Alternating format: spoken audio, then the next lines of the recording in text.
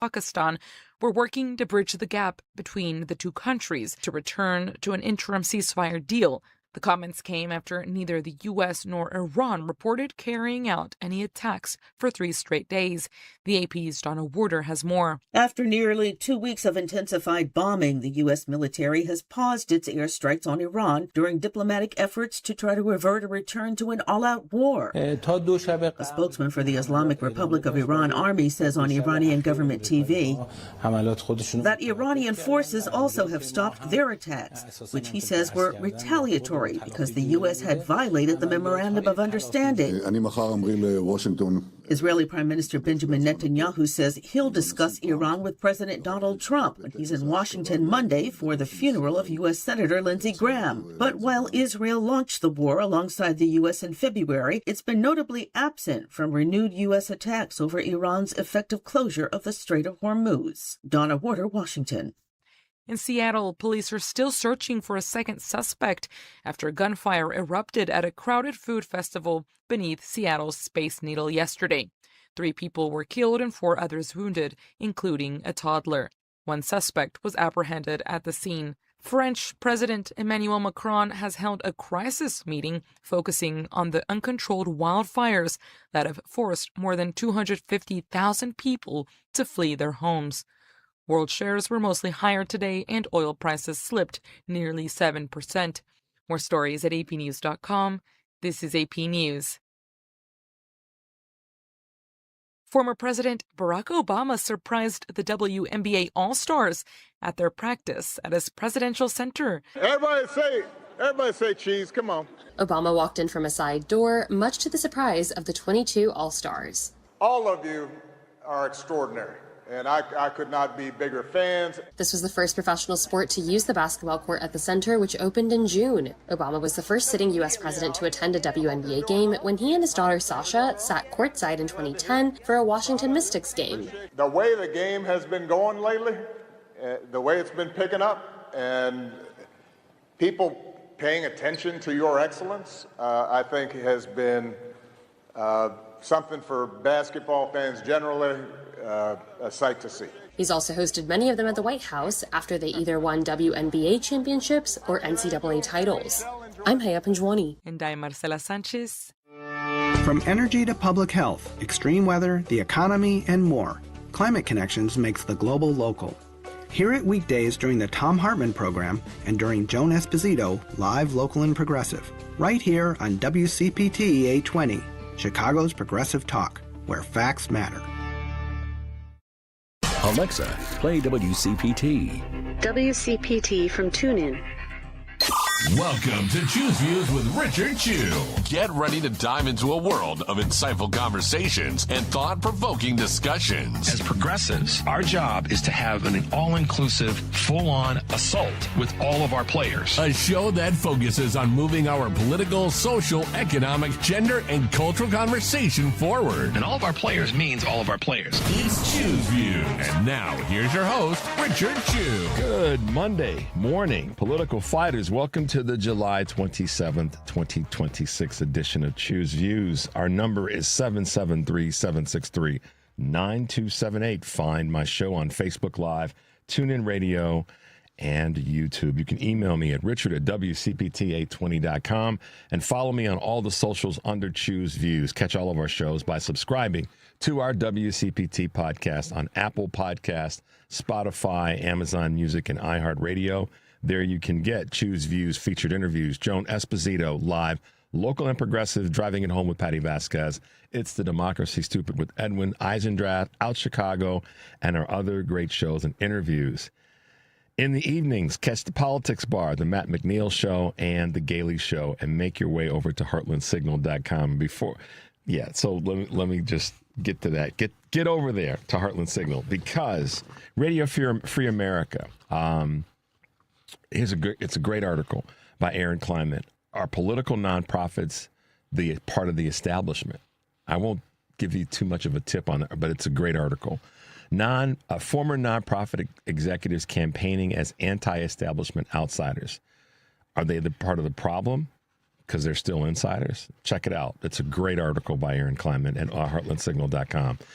South Dakota, Tom Pischke, he's a state senator from South Dakota, Republican, faces up to 4 years in prison for what, Maddie B? Election fraud charges. He's not one of those people that the Republicans are saying are the bad Democrats. Nope, sorry, not the one. Let's see. We talked about this the other day, but you still want to check it out. Vivek Ramaswamy has spent nearly 40% of his time outside of Ohio, but yet he wants to be the governor for the entire state. That doesn't match up, y'all. It doesn't match up at all. And we've got a couple of the good ones there about Mitch McConnell. And Senator Van Hollen backs Dr. Said in his Michigan Senate race, saying that he'll take on the Democratic establishment. That's coming from someone that, I wouldn't say that Senator Van Hollen has been, part of the establishment. He's probably been more, I don't know if I'm going to say he's been moderate. He's been one of those fighters. So I'm not going to put him in that spot. He's been one that's spoken out. He's, I would say he's been far more, he's been one to push against the establishment more than others. And he may not fit the narrative that some people want, but so yeah, he's endorsed Dr. Abdul Al-Said, who's running for Michigan Senate, which is cool to see. He and Ashley Stevens are still they're in that fight. So Haley Stevens, why did I say? I'm thinking of our guest today. Speaking of that, Ashley Bell will be with us in the 6:30 hour. Candidate for Congress in the 10th District of North Carolina. Looking forward to chatting with her. Sarah Jones will be with us again this Monday. It's 2 in a row, making up for lost time. Managing editor and co-publisher of PoliticusUSA and the daily Politicus with Sarah. And then retired Army Lieutenant General Russel Honoré, founder of the GreenARMY. You know who he is. He is the man that stepped up like no one else and said, put those damn guns down during Katrina. And he has become legendary, both his military career and since leaving the military. So he'll be with us in the 7:30 hour. And I want to talk to him about the environment, talk to him about the war. So looking forward to having some time with our three guests today and just excited about that. So let me throw out to you today's question, and then I'm going to circle back to something from earlier. Today's question is, what do you guys think are the top items or steps elected officials need to take to improve our current healthcare systems in America? Again, what do you guys think are the top items or steps elected officials need to take to improve our current healthcare systems in America? We'll talk about that. Maddie will open up the lines in a moment and get you guys to call in and give us your thoughts there. You can text us as well, same number, 773-763-9278. And it's me, Maddie B, and Mike today making it happen. So that's our question of the day. But I want to circle back a little bit to the weekend. I hope everybody had a great weekend. And for those who are in the know, I had a chance to land my prop plane here yesterday afternoon to be on the family meeting. So shout out to my man, Eric Grant, who is celebrating his big 6-0 birthday on Friday. So Michelle Peltier, who is a co-host of the family meeting and sits in for me every now and again when I got to catch a breath. Adrian and I were here together yesterday. And to say we were yucking it up would be a downplay to what actually, Matt's smiling already. He's like, nah, you fools weren't yucking it up. You were throwing haymakers and stuff. But it was fun to see the old crew, Eric, Michelle, and Adrian.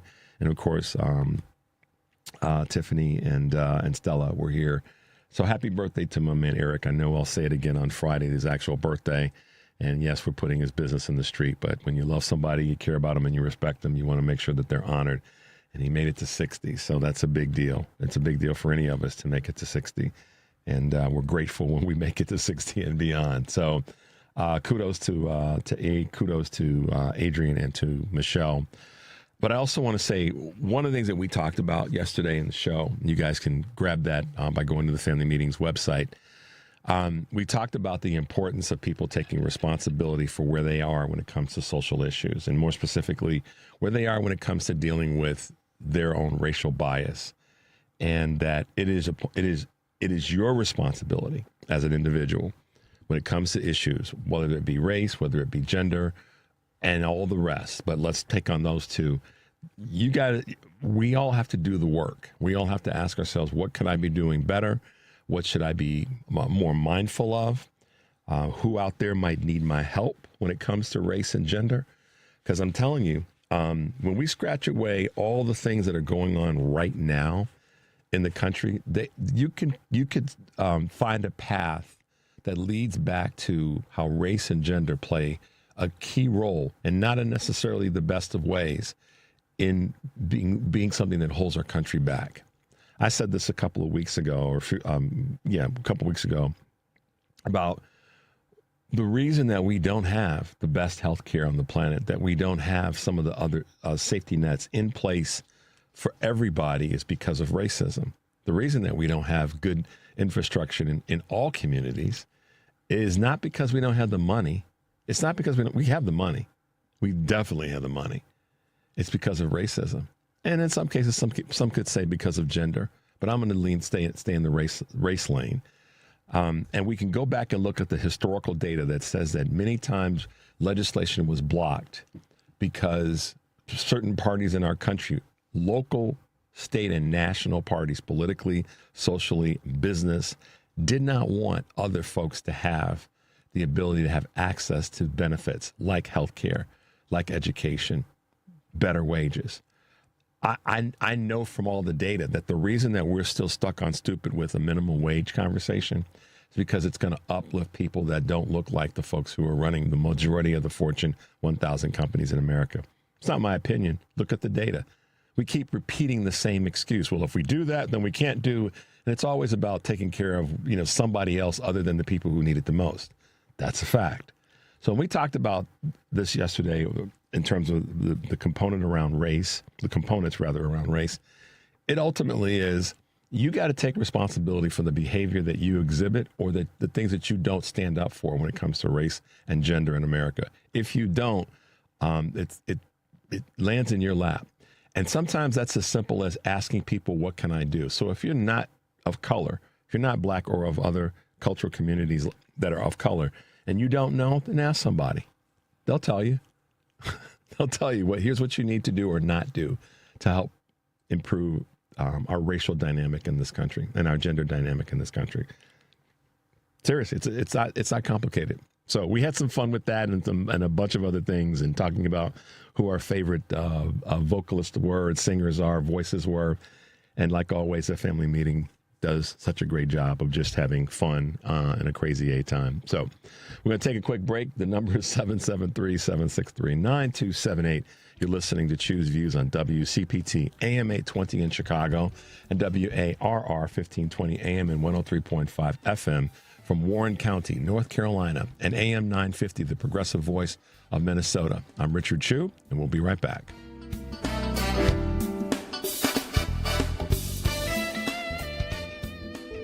Real talent is defined by what people can do, not where they learn to do it.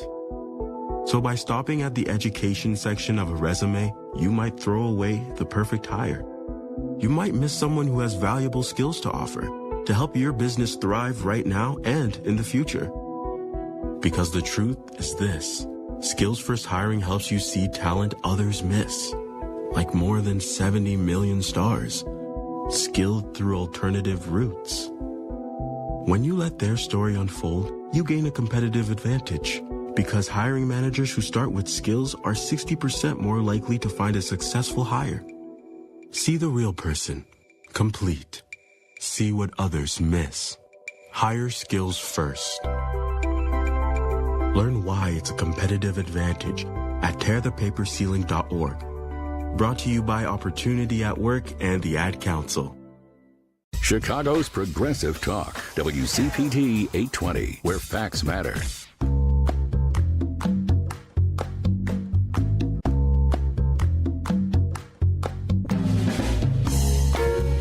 All right, guys, welcome back to the show. Thanks for being with us. If you're just tuning in, you're listening to Choose Views on WCPT and pretty much anywhere you can stream, anywhere, and all of our other stations, WARR, KTNF, AM 950. Check us out. Question again for the day is, what do you guys think are the top items or steps elected officials need to take to improve our current healthcare systems in America? Let us know your thoughts there. A couple of quick Choose Views news items that we'll hit you with, and then we'll get onto a couple of the things that are happening in the world of WCPT. On this July 27th, 2026, over 50 and unemployed, single moms' stories go viral. 52-year-old single mother is going viral after sharing her job search journey in an Instagram post and being profiled by several UK newspapers. Journalist Stacey Dugwade said long and fruitless attempts at finding work in midlife made her, quote, convinced she's unemployable. At one point, a friend even recommended she erase years of work experience from her resume in order to seem younger. Dugwade's story has resonated with other women and job seekers throughout the world. Lawsuit challenges the White House's new tariff regime. No sooner had the U.S. enacted a new battery of tariffs than a lawsuit was filed to challenge them. The suit, brought by two small businesses, argues that the new tariffs are effectively an attempt to use a different statute to reimpose previous tariffs that have been struck down by the U.S. Supreme Court, noting that the new duties went into effect just as older ones had lapsed. The White House says the levies are designed to target imports made with forced labor, with an administration official saying their implementation was timed to avoid complexity. Yeah, got caught. Employers turn backdoor references amid AI concerns as job seekers increasingly lean on artificial intelligence to enhance their resumes. Some employers are evaluating candidates by reaching out to their current and former colleagues. On one hand, hiring managers might use, quote, backdoor references to get unfiltered assessments of potential employees. But the controversial method, which tracks back to the 19th century, also invites gossip and hearsay from ex-colleagues per Bloomberg, which, hello. Backdoor references used to be reserved for high-level roles, but the practice has recently expanded into entry-level jobs. Firms fail to replace outgoing sustainability chiefs. What does that mean? Fewer public listed companies had chief sustainability officers to start the month off as vacancies left by departing executives went unfilled. The downward shift makes a reversal for the role after 15 years of gains in this space and comes amid the so-called sustainability recession, in which corporate efforts to promote green initiatives tend to provide external pressures. Additionally, some firms have changed the name of the position and expanded its scope. And last but not least, more extreme heat tests are putting more pressure on power grids across the central part of the United States. Regional power grids are set to be tested by these extreme heat moments, and the U.S. is continuing to move more and more of their concern toward the remaining days of July and early August. Forecasters say overnight heat, which can eliminate natural cooling and drive up power demand, threatens to approach and increase and even break some of the records going back over 229 recent records, I should say. Both the Southwest Power Pool and the Mid-Continent Independent System Operators said loads could rise along with temperatures, which are putting more stress on grids in over 20 states. So there you go. Just a couple of quick updates and a few Choose Views news on this July 27, 2026. Today on Live, local and progressive Joan Esposito will be talking to urban historian Dominic Pasega, author of the 2025 book, Clout City, The Rise and Fall of the Chicago Political Machine. David DeWitt, Ohio Capital Journal editor-in-chief and opinion columnist, filmmaker, journalist, and best-selling author Greg Palast, Margaret Donovan, visiting lecturer at Yale University and former U.S. attorney and for the District of Connecticut and former captain in the Judge Advocate General Corps. Live, local, and progressive, weekdays 2 to 5 here on WCPT, heartlandsignal.com, and tune in. Tonight on Driving It Home, Patty Vasquez will be joined by co-host Carmen Navarro, Gerson, and their guests are Ashley Awney, Missouri Democratic House Minority Leader. That's a mouthful, man. And Dr. Jason Bazell, Director of Chicago Community Acupuncture. That's Driving It Home weekdays here on WCPT, 5 to 7, Patty Vasquez Central Time, Heartland Signal website, tune in, YouTube, and Facebook.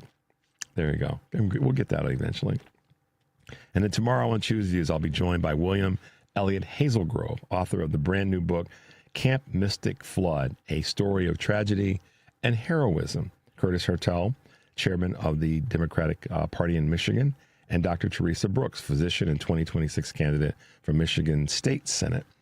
So there you go. We got a few things happening on all of our shows, Joan, Patty, and myself. Looking forward to their guests, so make sure you tune in, and we'll give you a little bit of a reminder again before we wrap up today. All right, so on this moment or segment of something to chew on, American families, I've talked about this before, have been paying more and more as it relates to this war in Iraq. And I brought some numbers to you in terms of that. The average increase in what folks are paying per month is about $450 based on the war in Iran. And that number is a real number, and experts that I review and listen to are saying that number is going to increase. And even if the war ended today, that number is somewhat baked into the system of a family's everyday budget. The Joint Economic Committee also put out some recent numbers, and these are estimates as it relates to the tariffs and how the numbers have sort of finally caught up to what Americans are having to spend more on and in categories that are still yet to be disclosed because of how certain businesses have been able to shield some of the costs. In other words, they've been able to hold the line as best possible, but at some point that dam's going to break. But here's a number. American families have paid more than $1,700 each in tariff costs since Trump entered office the second time around, with the cost climbing steadily since the beginning of Trump's second term. And as I said earlier, even though the Supreme Court struck down some key portions of Donald Trump's tariff agenda, the analysis shows how much of this is a tax on American consumers and has already cost American families. And the number, going back to February, they did an analysis taking each month. It started off where Americans were spending about $55 more per month. It jumped to $60 to $99 to then over $100, and it kept climbing. By January of this year, Americans were spending over $200 and almost $210 more per month on goods and services and items that were directly tied to increases that have come from the tariffs that Donald Trump has implemented or tried to force on countries, to a total of $1,744, and that was as of January. $1,744.75 is the national average. American families have paid more in total. So, divide that as you need to. The average would probably be about $165 per month. And those are January's numbers. So if we come forward till now, that number has probably gone up. And we know that the Joint Economic Committee reported that consumers had paid over $231 billion in tariff costs over a 12-month period of time. Think about that. So when we match that up with the increase, it's between, depending on how you look at it, it's $165 to $200 more per month with the tariffs. Add another $450 to that. So we're pushing $700-800 more per month per family as a country because of the tariffs and because of this war in Iran. That's $9,600 a year in round math. That's a lot of money. You take that over a period of time, that's a big savings for a family. That's money put away for college. That's money put away for, talk about being able to afford to buy a home. These are the things that when we talk about affordability, these are the things that Donald Trump has forced on the country. And to the 78 million Americans that said that you were okay with that,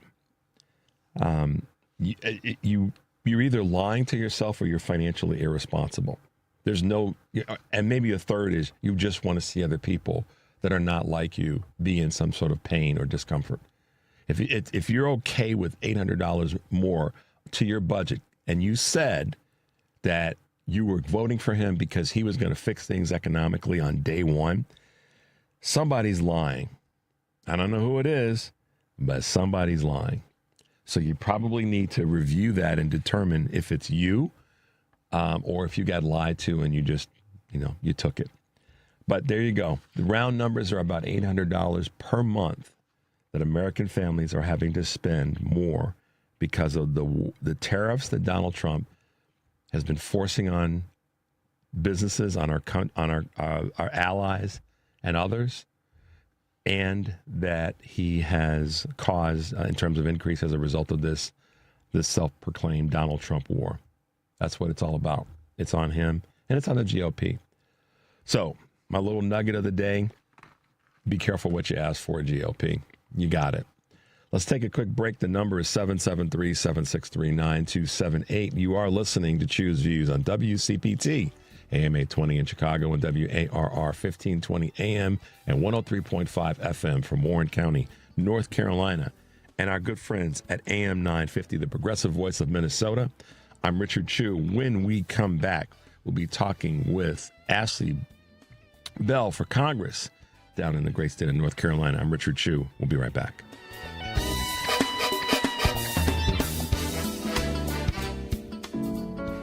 We're with Bridget, whose husband won't be home for months, and whose daughter is due any day. We're with Mike, who's leaving home to protect his family and yours. We're with all service members and their families who need community, connection, and maybe a bit of magic. Are you with them? Learn more at uso.org today.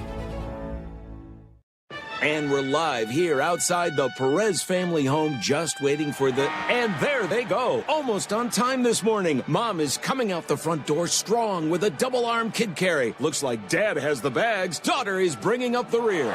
Oh, but the diaper bag wasn't closed. Diapers and toys are everywhere. Ooh, but Mom has just nailed the perfect car seat buckle for the toddler. And now the eldest daughter, who looks to be about 9 or 10, has secured herself in the booster seat. Dad zips the bag closed, and they're off. But looks like Mom doesn't realize her coffee cup is still on the roof of the car. And there it goes. Oh, that's a shame. That mug was a fam favorite. Don't sweat the small stuff. Just nail the big stuff. Like making sure your kids are buckled correctly in the right seat for their age and size. Learn more at nhtsa.gov/the right seat. Visit nhtsa.gov/the right seat. Brought to you by NHTSA and the Ad Council. How do you know you're home? At Habitat for Humanity, we believe it's when you find peace, stability, and safety. But 1 in 3 people on Earth woke up today without a good home. Not because of chance, but because of high costs and other very real barriers. A housing crisis this big needs all of us. So let's open the door to opportunity and build a tomorrow where home is possible for everyone. Visit Habitat.org to learn more. Again, that's Habitat.org. Habitat for Humanity. Let's open the door. This is Chicago's Progressive Talk, 820 AM, WCPT Willow Springs, and online at WCPT820.com, where facts matter. From the Weatherology Weather Center, I'm meteorologist Jennifer Wojcicki. A heat advisory is in effect for the forecast area. We'll see a few scattered showers and thunderstorms here for today with cloudy skies and a high into the lower 90s. Winds out of the southwest around 10 to 15 miles per hour, gusting as high as 25. Tonight, a slight chance for showers and thunderstorms early on, cloudy, a low near 71. By Tuesday, partial sunshine develops, high of 78 degrees. That's your latest Chicago weather update. Currently, it's 79.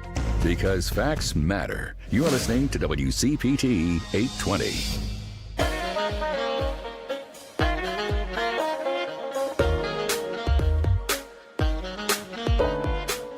All right, guys, welcome back to Choose Views. If you're just tuning in, I am Richard Chu. Thanks for being with us this morning. You guys know this. You know that I love this part of when we have a guest on, and that's just talking about how folks in states all over the country are making it happen. We've had so many wins in the special elections and new folks stepping forward in the primaries. People who have said, enough's enough. I'm not a politician. I didn't grow up thinking I was going to be a politician or run for office. But they look at things that are going on, and I think this is really applicable here with our first guest today in terms of some very specific things that are just not getting attended to. Ashley Bell is running for a candidate for Congress in the 10th district in North Carolina, a state that. You guys know I've been down. I've done a town hall down there with the folks who are running in state offices and all of that. And we've had such great conversations with Anderson Clayton, who is the chair of the Democratic Party in North Carolina. And Ashley's just said, you know what? Now's my time. I gotta lean into these items, and I gotta do it with the expertise that I have in terms of my medical background and all the rest.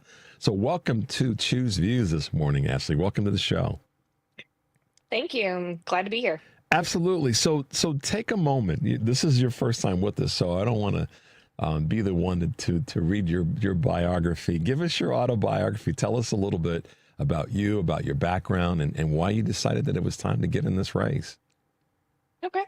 Well, I have been a PA for 15 years. I'm a physician associate, and I was practicing in telemedicine and women's health, and when Roe v. Wade came down, and at that point I was writing upwards of 400 prescriptions for emergency contraception a day because people were just terrified and stockpiling it. And at that point I kind of decided that I needed to do more than just write prescriptions. And so that's kind of when I got interested in it, and my interest just kind of snowballed from there. So, like I said, I've been a PA for 15 years. I'm just kind of tired of seeing insurance companies and other people without any medical training try to tell me what's best for my patients, when I feel like that should be the decision between me and my patients. And so that's kind of why I'm running. And what have been some of the, I guess you could say, now that you're in the race, the eye-opening things that you found about politics, about, running a campaign and pulling all that together? What's been some of your, your highlights or learning moments, if you will? So campaigns are just really, really expensive. It costs a whole lot of money to run a campaign of any size, but especially a congressional campaign. I think that unfortunately in the world of politics, there's just kind of a lot of pricing of opportunity. Vendors price things high because they can, because we have no other option. And so that has been one of the biggest eye openers. But I think in general, money in politics has been a huge eye opener for me. Basically, unfortunately, it has to do with the whole, whoever raises the most money oftentimes is the one that actually wins. And it really just shouldn't be that way. Like, regular people should be the ones holding office, and regular people are not the ones that are making all the money in this country. So yeah, the two are, they're not congruent is the word that I'm searching for when it comes to the wanting to represent the quote everyday person, but not necessarily coming from that crowd of folk. And that's okay. I mean, I've had this feeling and belief, I guess you could say, for a while, that money in politics in and of itself isn't bad, but dark money in politics, or money that you don't know about in politics, can be bad, particularly when it's directed at candidates. Like that may not have the ability to fight back. And you probably have dealt with some of that, particularly since you're dealing with a person that's one. If I'm correct, it's a one term. The person you're running against has been there for one term. Is that right?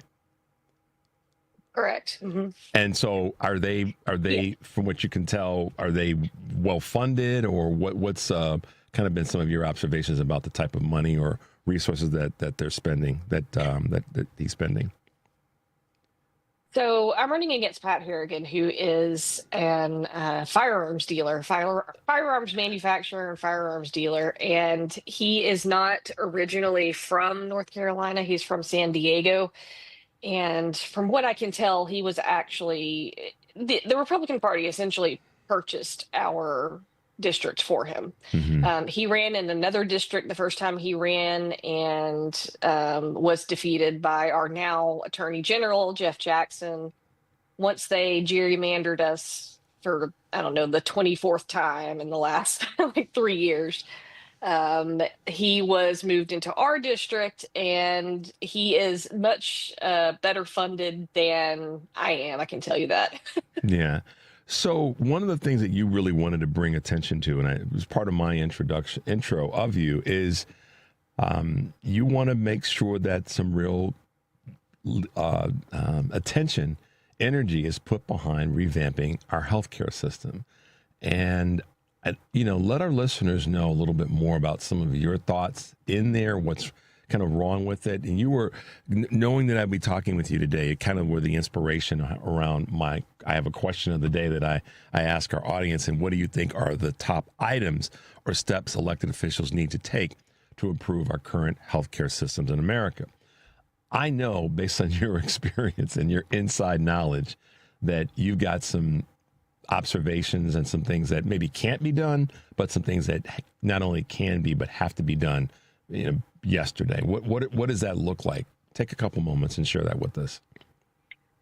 So I think one of the things that a lot of people overlook is that if we don't have good healthcare providers that are happy and healthy, then we can't have good healthcare in this country. Like, it just can't happen.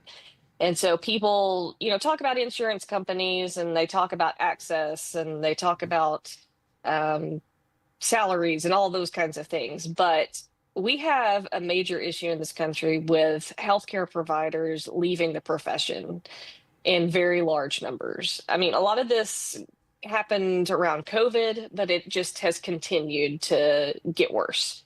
And a lot of this has to do with kind of the corporate takeover of medicine. These big companies have come in, and you see hospitals merging together and forming these huge conglomerates of multiple facilities. And it just kind of takes all the joy and takes all the art out of practicing medicine. It's no longer about just the provider and the patient. It's also about the money and the schedule and how many patients you can push through in a day. And so a lot of people got into medicine not to do that. They wanted to actually help people. And we don't have the time or the resources to do that with how medicine has been turned into a for-profit enterprise, unfortunately. So the people that are the practitioners, and that's kind of the word that I use, the folks that are the providers. Yeah, I remember reading reports of the people that were leaving the profession, and COVID was probably the biggest, push, other than, sort of natural attrition and retirement and all that. But many people were leaving mid-career because of the things that they couldn't do, but they knew they needed to do, and the corporatization, to your point. So how do we fix that? I mean, it's obvious, it's out there, but how do we go about, and what's your plan to try to stop the leak and then build back from there?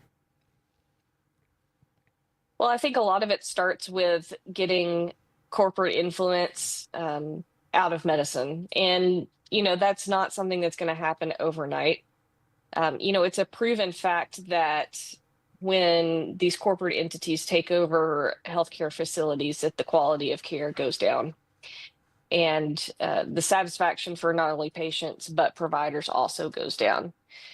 And so I think that there have to be some restrictions placed on when these corporations can actually take over facilities and what they're able to do. I also think that we have to throw resources behind healthcare providers that actually still want to practice true private medicine. So they want to own their own practice and they want to see their own patients.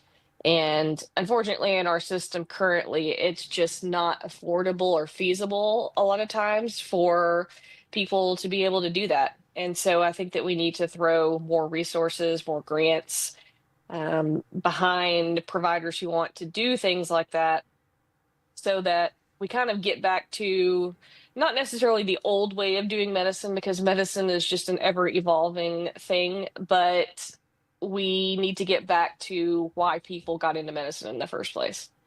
Do you think that that there's an well, I don't want to ask that question just yet, but do you think that there's a component that to better educate everyday folks about how corporate or corporatism in the healthcare field has been as destructive as it is? I mean, as someone that's running for office and it's, you stepped into that political ring, are you trying to help voters understand, folks in North Carolina that would vote for you, understand what sort of the changes have been, and then giving them sort of an insight to the future? Is that part of how you're approaching this?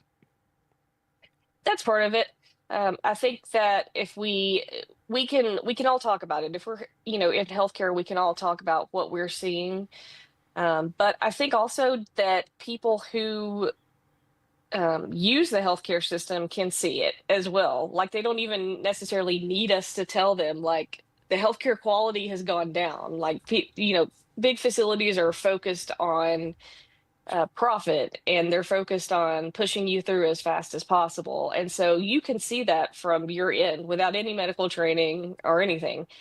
And so I think those of us who actually work in healthcare need to be a little bit more vocal about what we're seeing, so that people understand it's not that healthcare providers want to be jerks about this. It's that we have no other choice but to just move as fast as possible and get through a day. Yeah, talk a little bit about, before we go to this break, our first break, you've been one that's been very strongly in favor of Medicare for all. Give us your thoughts on that, where you stand, why you stand where you stand in that space.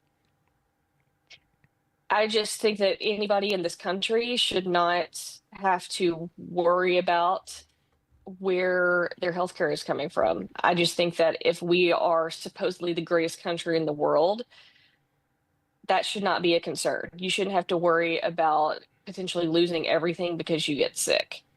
And so that's my biggest driver for Medicare for all, but also because Medicare for all would just simplify a lot of the processes that we see in our healthcare system today that are making the system an issue for both providers and patients. Yeah, got it. Ansel, let's take a quick break.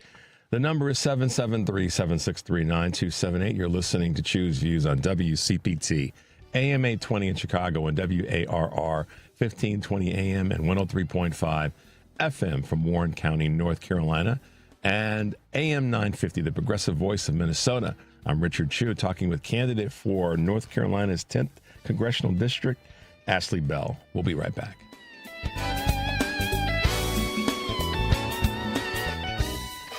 Hey progressives, it's Richard Chu, host of Choose Views, weekdays 6 to 8 a.m. Central. We're all anxious for the 2026 midterm election to arrive so we can restore some sanity and much needed oversight to our government. In fact, it's the most important midterm election in American history, and Choose Views will be in the thick of it, bringing you candidate interviews on a regular basis. I'll be talking to Democratic Party hopefuls running for House and Senate at the federal and state level, as well as candidates for governor and other state and local offices. I am in love with our ability to fight for our rights, to fight for our future, to fight for our freedoms, to fight as our ancestors fought. It's just our moment. This is just our time to stand up and to speak up. We can't give up on this. If you miss any of the interviews live, you'll be able to find them all on WCPT's candidate interviews page at heartlandsignal.com/candidates. That's Choose Views, weekdays from 6 to 8 a.m. on WCPT, Chicago's progressive talk for 20 years. Hey Google, play WCPT. Streaming Chicago's progressive talk from TuneIn.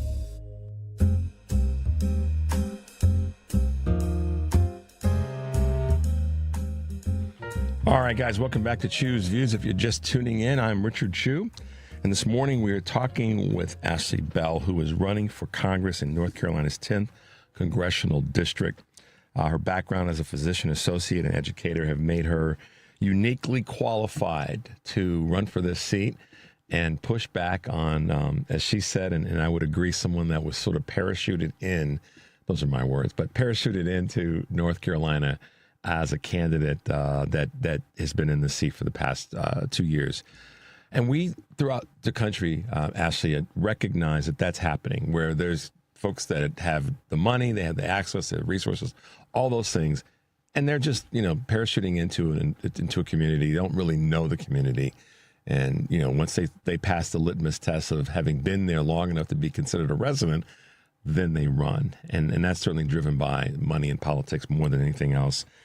But you've really pushed back on how important it is to make sure that people like Pat Harrigan don't get to remain in the office, and largely because they aren't really connected to the people who are part of that community. And you've got a blend of rural and urban makeup of that community. Talk about what those voters are saying to you about him being in that seat and what he hasn't done in these 2 years as a sort of parachuted in incumbent. Well, you're right. We do have a blend of both rural and urban in our district. But it's interesting, both of the voters in both of those kinds of areas are pretty much saying the same thing. Pat Harrigan has not done anything for people in our district. Pat is pretty well obsessed with defense and war and China and drones and all kinds of things that don't have anything to do with the 10th district of North Carolina. It's really actually quite striking. I don't think I've ever seen a representative before that just so blatantly ignores where he actually lives and the people that he actually serves.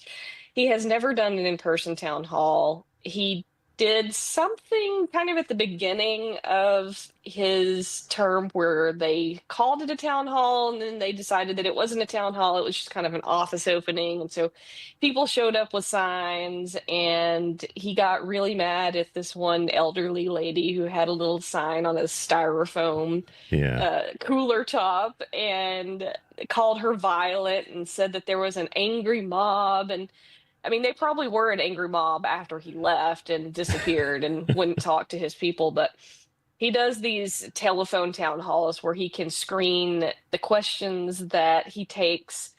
And so he doesn't have to answer any hard questions, and he doesn't talk to anybody in person. And so that is just not how a representative should behave. And I mean, he does not, like I said, he does not know our district. I've been here for 15 years on and off.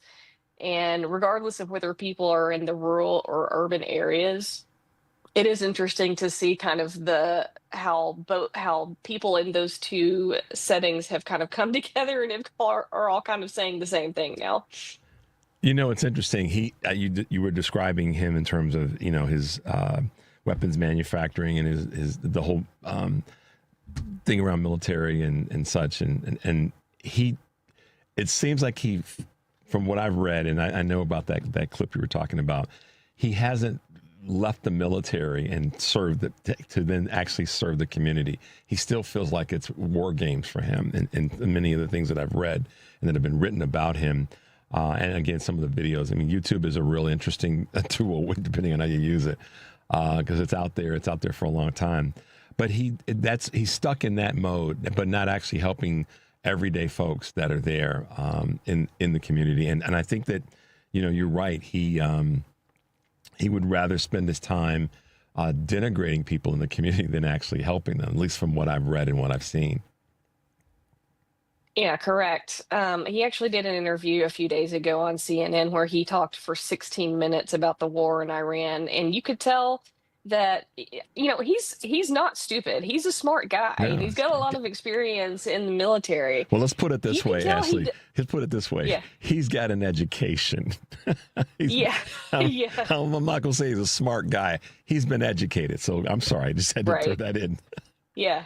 No, I appreciate it. So, I mean, you can tell he doesn't really agree with what is going on as far as strategy with the war right now, but he's not going to say anything that'll make his daddy Trump mad. No. And he's not going to say anything that will make Pete Hegseth mad. It's amazing to kind of watch the verbal gymnastics that he puts himself through to kind of justify what's going on over there when there really is no justifying what's going on over there. He actually, he's got Afghanistan experience, so he should know. And I shouldn't say he should know. When I'm listening to some of those things you're talking about, he knows that there's no strategy with this war in Iran. And because he saw that up close and personal of this lack of strategy when it comes to Iraq and Afghanistan. So by virtue of that, he has literally more experience in understanding that than Pete Hegseth does, to be candid.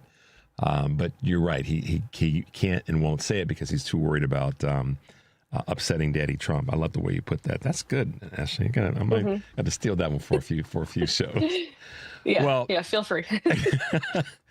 Well, listen, Rural Roots lives and works in North Carolina 10. You've been there for a bit, and you understand the folks that are there.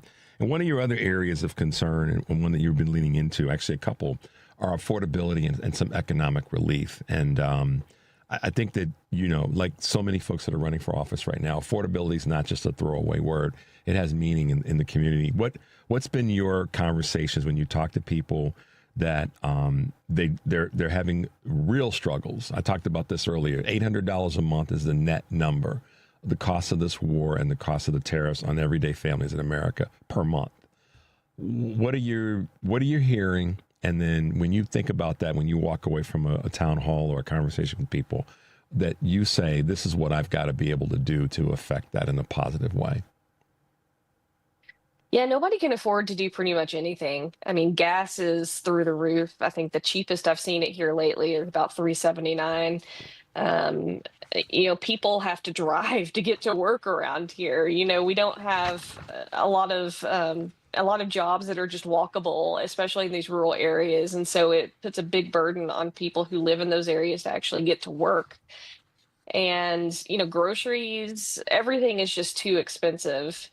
And I think that is really going to be the Republicans' downfall this midterm election, is that people are just tired of having to struggle and save every single little penny just to try to make it to the next payday. I mean, people don't just work one job. They weren't just working one job before, but now they're working 2 and 3 jobs. And I was working 4 jobs until 2 weeks ago when I had to quit 2 of them so that I could have more time to campaign. But I mean, it's really affecting people of all income levels. But, it is just something that is not sustainable and we have to get a hold on. Federal minimum wage, $17 an hour. You've stood behind that strongly, and I certainly understand that as well. What are you hearing from folks in the community? What are you hearing from businesses in the community when it comes to that push? Well, I think businesses are, of course, they're concerned about the increase in what that would cost for their businesses. But I also think that they recognize that if we don't pay people, then they're not going to stay around. And when we have to retrain constantly and rehire people, that is sometimes more of a cost to the business than it would be otherwise. So I think that a lot of people are coming around to that, and that is just what it takes to live now, is more money. And we have to make sure that we are paying people enough to live on just one job. It shouldn't be the standard that you have to have 2 or 3 jobs. Yeah, it's no longer, it needs to be a sexy thing to say I'm working 3 jobs to make things, happen.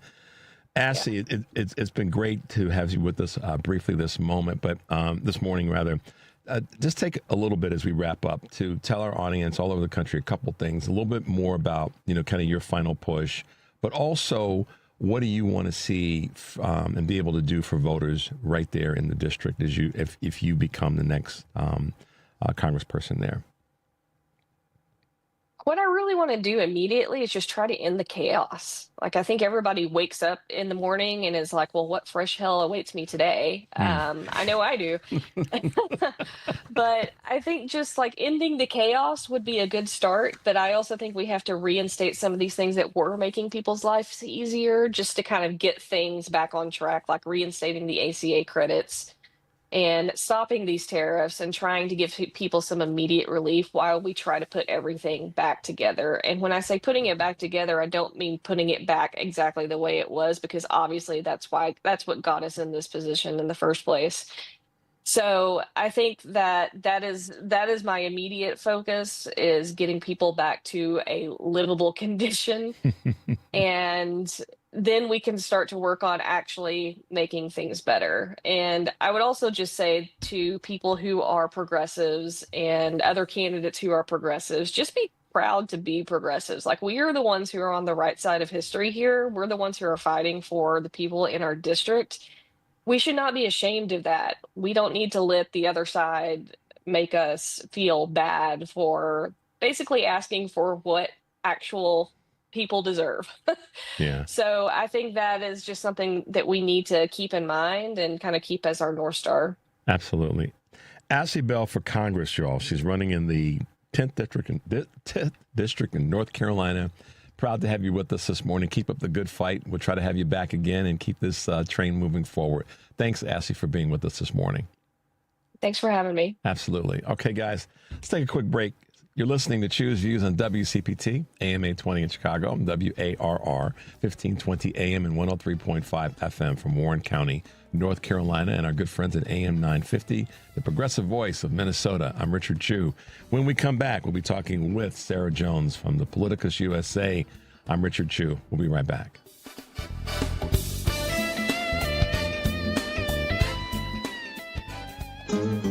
Latinos have been here always. Before, during, and after the founding of the United States. We are small business owners rising before dawn to power the economy. Hands that pick, manage, and prepare the food that nourishes America. Builders of our homes, our cities, our roads, our communities. Workers who labor daily to strengthen the very fabric of our nation. We are caregivers, teachers, doctors, engineers, neighbors, families raising the next generation. Latinos contribute over $4 trillion to America's GDP, bringing promise, innovation, and vitality to every corner of the U.S. We are the backbone, an indelible part of the American story. We are America. America is us. Learn more by going to americaisus.org and discover how Latinos have shaped America's journey and continue to forge its future. Amazon Business. Discover smart business buying, where unmatched selection meets AI-driven tools to simplify complex processes so you can focus on what matters most. Learn more at amazonbusiness.com. AP News, I'm Marcela Sanchez. President Trump plans to focus on his economic policies and defend his tariffs during a visit to a General Motors facility in Milford, Michigan. Michigan's economy relies heavily on Canada, and new tariffs, including on imported cars and auto parts, have raised concerns across the state. Trump's visit comes ahead of Michigan's August 4th primary. Mediators have achieved progress in efforts to get the U.S. and Iran back to negotiations, according to two regional officials. The comments came after neither the U.S. nor Iran reported carrying out any attacks for 3 straight days. Police in Seattle are searching for a second suspect after 3 people were killed and 4 others wounded in a shooting at a food festival yesterday. In an AP interview, festival vendor Roberto Ramirez says there was a lot of commotion after the shots were fired beneath Seattle's Space Needle. We started yelling, shooter, and there was like a stampede of people just running, knocking down a lot of products from the vendors, etc., and people just run. Investigators believe the 2 suspects were shooting at each other. One of them was arrested at the scene. Attorneys for social media influencers Andrew and Tristan Tate will meet with federal prosecutors in Miami today.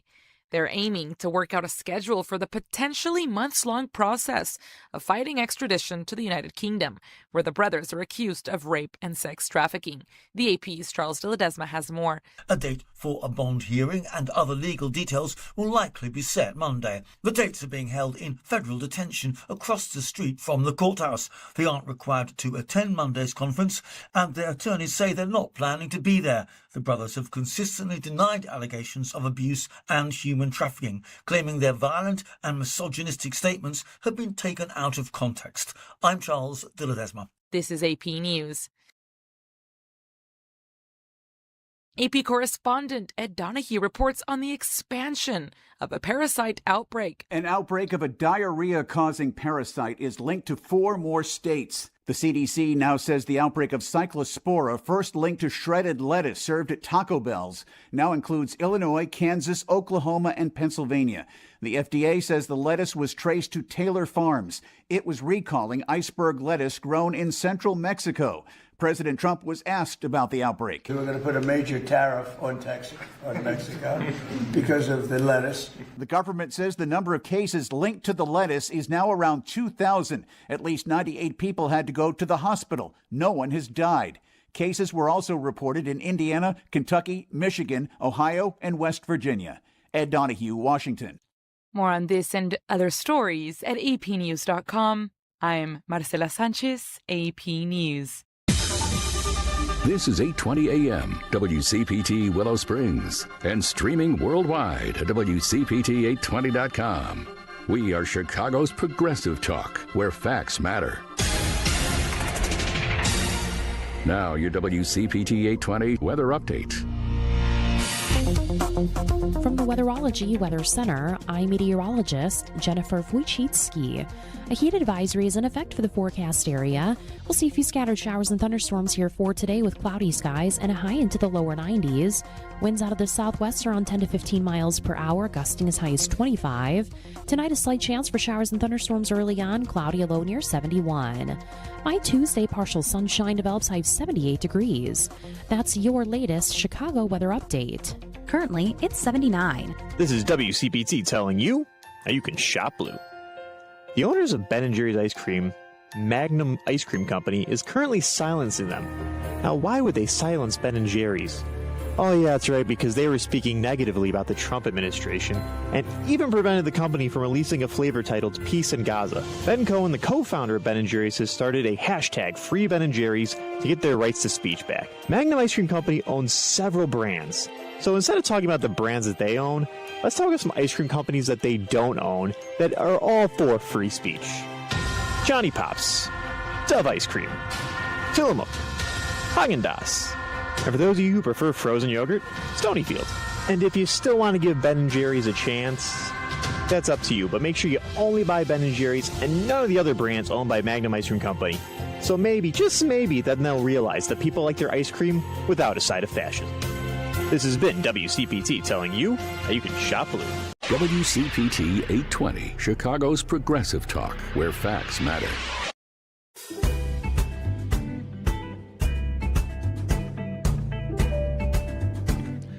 All right, guys, welcome back to Choose Views. If you are just tuning in, the number, of course, is 773-763-9278. Today on Live, local and progressive Joan Esposito will be talking to urban historian Dominic Pasiga, David DeWitt, Ohio Capitol Journal editor, filmmaker Greg Pallas, Margaret Donovan, lecturer at the Yale Law School. It's, of course, our good friend, our afternoon Joan Esposito, weekdays 2 to 5 here on WCPT, heartlandsignal.com, and tune in. Patty Vasquez will be joined by co-host Carmen Navarro Gerson, and their guests will include Ashley Awney, Missouri Democratic House Minority Leader, and Dr. Jason Puzel. And, of course, tomorrow I've got William Hazelgrove on with me, Chris Hertel, and Dr. Teresa Brooks. So, yeah, things are kind of full up. Make your way to all of our shows. Where do we start? Our good friend Sarah Jones is with us this morning. Good morning, Sarah. Welcome back to Choose Views. Good morning, Richard. How are you? Good. Deep breath. Where do we start? I got like a laundry list of things. Let me throw this at Sarah. What does Sarah think about this? Oh my goodness, Sarah. I've got to go back and highlight one of your articles that I thought was worth talking about, and that Elon Musk is having a bad week. Yeah. Talk about what that you wrote this great piece on your Substack. Elon Musk's very bad week. Help us understand where you were coming from and what your points were there.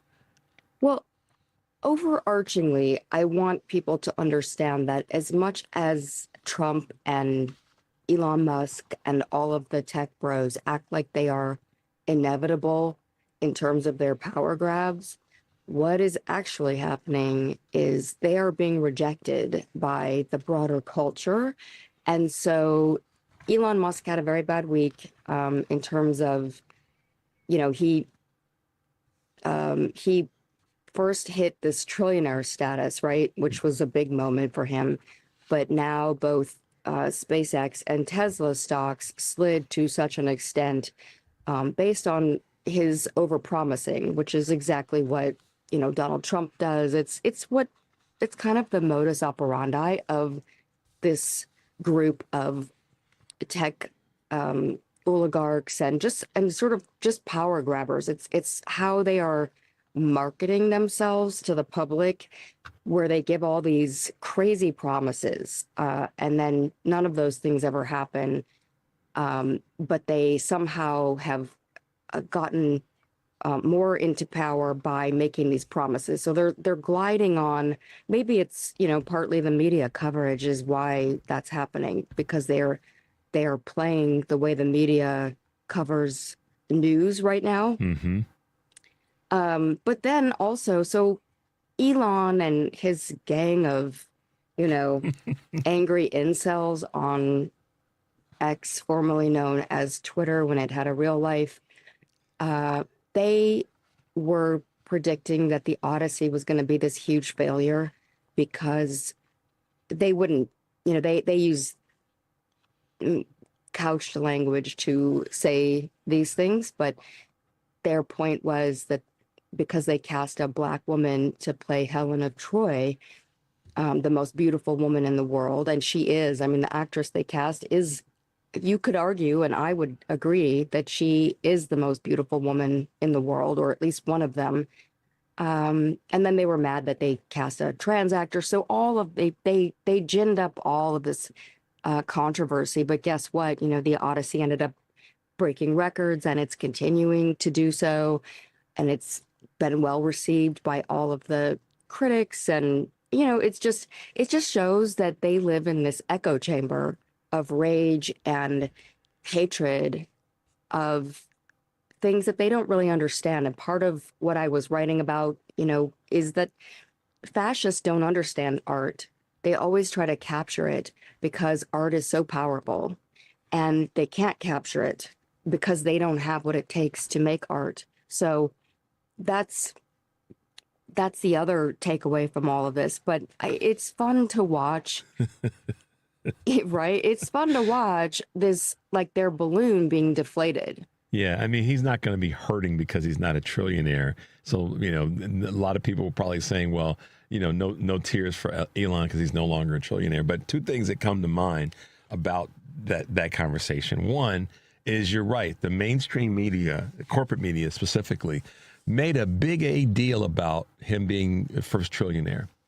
But the fact that his numbers were down for his two primary, income-driven businesses, there was no real coverage around that. There was no real, oh, wait a minute, because it doesn't fit the narrative that they need to have it fit, and it doesn't fit what the corporatization and the consolidation of media has done to us. So that's part one that came to mind when you were sharing that. The second thing is, Lupita Nyong'o is one of the most beautiful women on the planet. If we're going to look at just beauty of people, she's stunning. And her acting prowess is completely off the chart. To go from, but to be in roles of movies like 12 Years a Slave to being in Odyssey, her range is phenomenal. So yeah, the tech boys, the tech bros, and all the rest, they have a problem with it not being someone that fits their narrative. And clearly, the success of this movie has proven them very, very wrong. So it's been nice to see.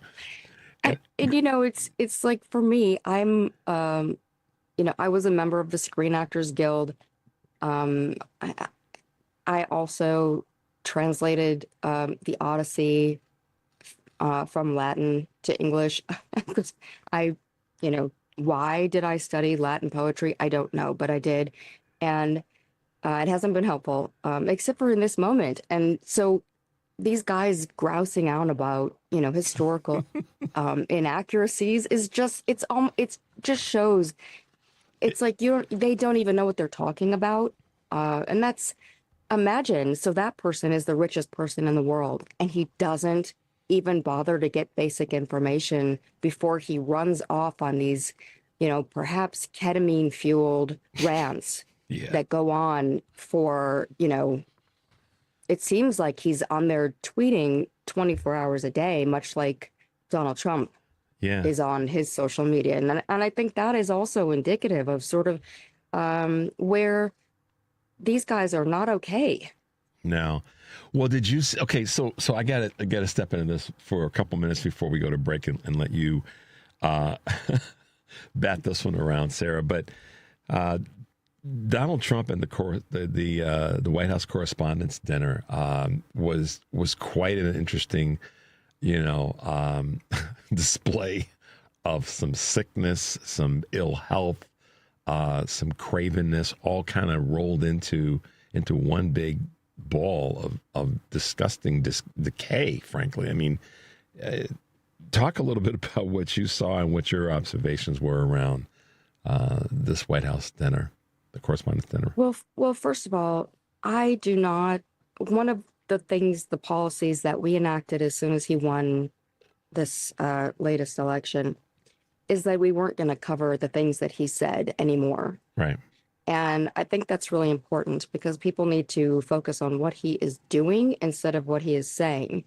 And I think that the White House Correspondents' Dinner is actually an example of everything that's wrong with our political media right now.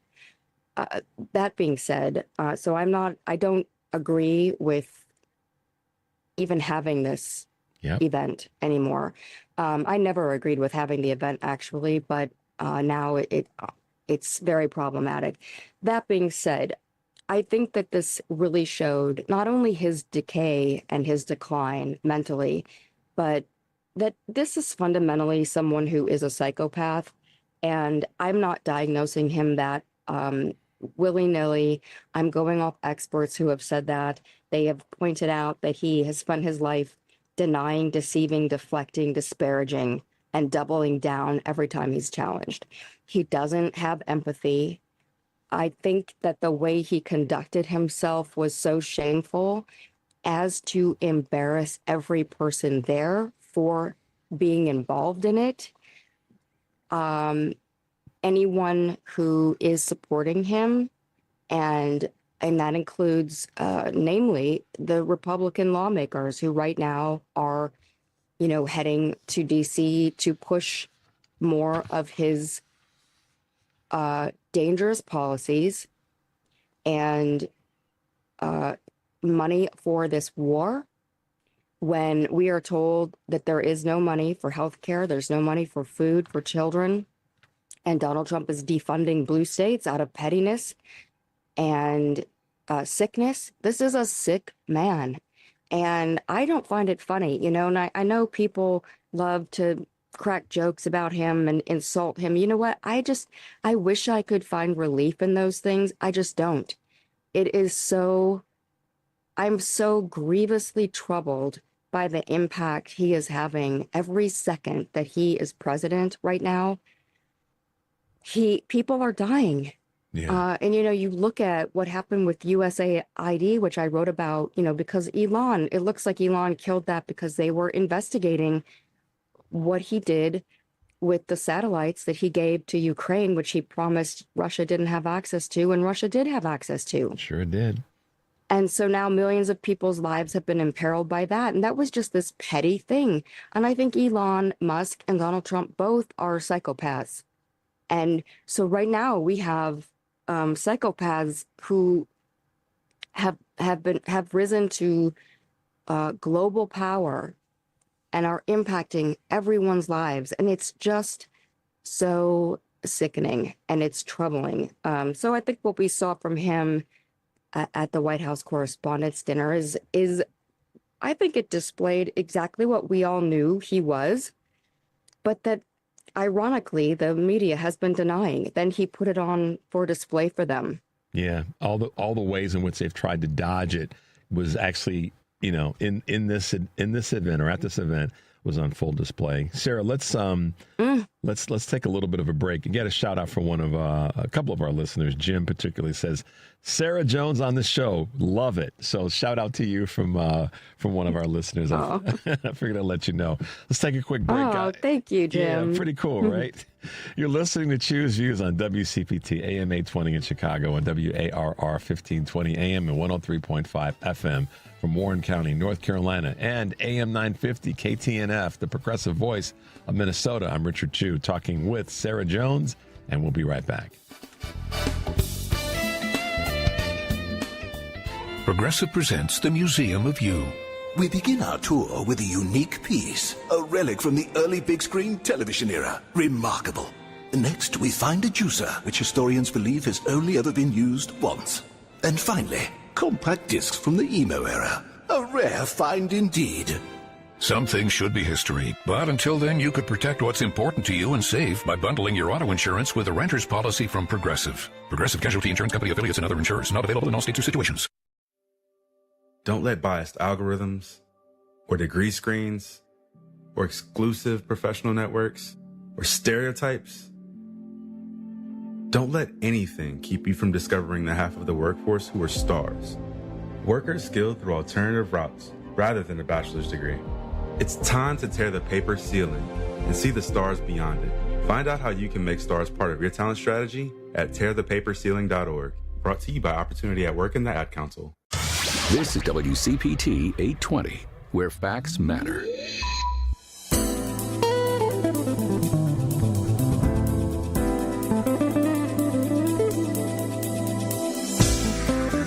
All right, guys, welcome back to Choose Views. If you're just tuning in, I'm Richard Chu, and we are talking with our good friend Sarah Jones from the Politicus USA and the Daily with Sarah Jones. Sarah, another one of our listeners said, hey, Richard, the fact that Musk incels are demanding a character in the Odyssey be white is absurd. And in cap says, it's a fictional tale. It's mythology. Exactly. The characters can be of any ethnicity. And that's so well put to our listener point, because but what it really shows is that these guys just have to have everything be white and be male, you know. And I'm even going to take now the straight part off of it, particularly if you believe what Hunter Biden was talking about with Don Lemon the other day. I know you probably saw that. Well. Yeah, I mean, I think the big thing about this their obsession with skin color is so absurd. It's melanin, right? And it forms based on where you are on the globe in a reaction to the sun.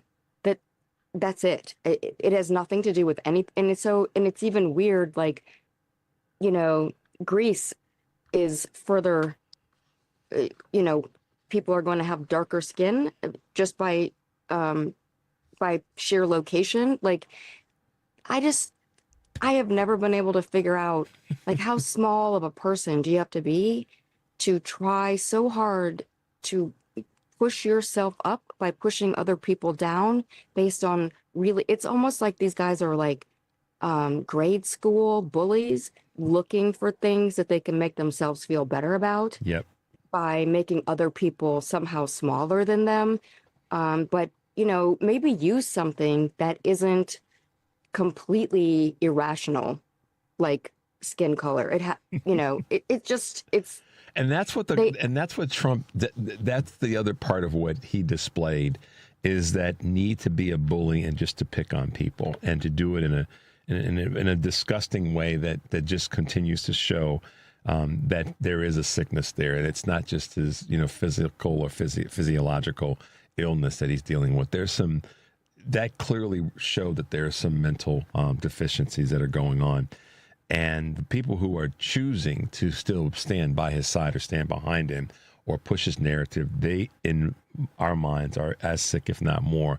Because if we say that they are of their right mind and they're making a decision to still be there, that's where the real problem is. Donald Trump is just the puppet that's being puppeted by those around him. But the people that are still around him and still backing him, if they are of their right mind, Sarah, they're the real problem. And I've been saying that for months now, that they're the real problem. Yeah. Because, if you can't call that out, then you've got a bigger issue than the person that's actually doing it, in my mind.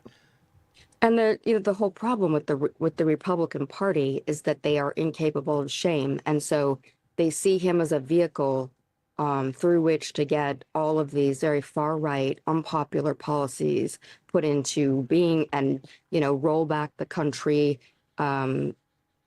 before the 1950s, and punish people. There's a real sickness there, and I do want to just call out, when I was quoting earlier about the psychopath, that came from Tony Schwartz, who he ghost wrote The Art of the Deal for Donald Trump. So that was a phrase that he used to describe him, and he pointed out that Donald Trump enjoys inflicting pain on people, and we see that all the time. So yeah, the people around Donald Trump, if you look at the dynamics for a psychopath, there's always what people refer to as the flying monkeys who want who work in service of the psychopath. They defend, they attack others in service of to the psychopath, and those are the people that are in his administration right now. And speaking of which, we have Todd Blanche's confirmation, right, to be permanent attorney general. And this is a man that not only was Donald Trump's defense lawyer, and so really clearly not independent. And the Department of Justice is supposed to be independent.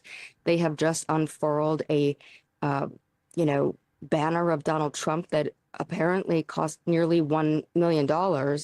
This and a few other, the way they're pushing Donald Trump to stamp the Department of Justice, which again is supposed to be independent, with Donald Trump's image, because they have remade the Department of Justice into a Department of Vengeance that he is using to harm American citizens that he doesn't like. Yeah, and again, it's another moment of wasteful spending or wasteful use of resources. Sarah, I don't want you to be the one that has to be the solver of this problem or this challenge, but I do want to get your thoughts, observations on what's going on. I mean, you're in Pennsylvania, so what's going on with this dude known as John Fetterman, formerly known as John Fetterman? What is happening? Wow. Well, okay, there's so much that goes on with him. We talked about him last week, or is it the same latest stuff? The latest thing that I'm hearing now is that there's some trouble in River City with regard to he and his spouse.